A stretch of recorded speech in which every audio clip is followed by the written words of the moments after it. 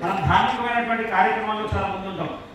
అంటే పూజా కార్యక్రమాలు అనుకున్నాము, దేవాలయాలు అనుకున్నాము, లేదా సామూహికంగా జరిగేటువంటి కార్యక్రమాల్లో మన పాత్ర చాలా కీలకంగా ఉంటుంది.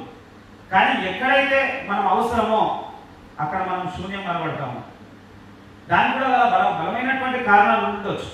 కానీ సందర్భం వచ్చినప్పుడు మనం అవన్నింటినీ కూడా పక్కన పెట్టి ఇది చేయాల్సినటువంటి అవసరం ఉంటుంది. నేను ప్రత్యక్షంగా ఎప్పుడో స్వాతంత్ర ఉద్యమం చూసిన దాఖలాలు అయితే లేవు, కానీ ప్రత్యక్షంగా తెలంగాణ ఉద్యమం అంతా కూడా చూసినాం. తెలంగాణ ఉద్యమంలో జరిగినటువంటి విషయం కానీ, తెలంగాణ ఉద్యమంలో జరిగినటువంటి స్ఫూర్తి కానీ, ఆ స్ఫూర్తితో ఎంతో మంది నాయకుల్ని తయారు చేసినటువంటి తెలంగాణ ఉద్యమం, అందులోనే ఒక కిరీటం మన కాచమన్న. చాలా సందర్భాల్లో అనేక సందర్భాలు మాట్లాడుతున్నప్పుడు నేను కూడా బాధపడ్డ క్షణాలు చాలా ఉన్నాయి.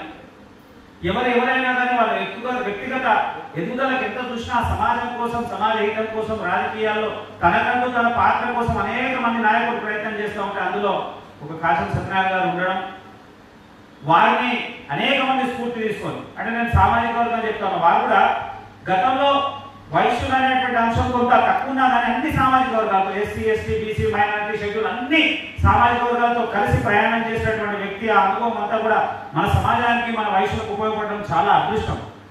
కానీ మనం గుర్తించినటువంటి దౌర్భాగ్యమైన పరిస్థితి మనలో చాలా మంది ఉన్నారు. నేనేమంటున్నా, రకరకాలు ఉండొచ్చు.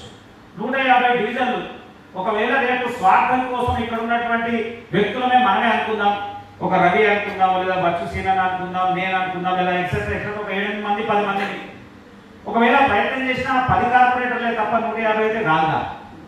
150 మంది కావాలి అని అనుకుంటే ఎంత కావాలి మనం?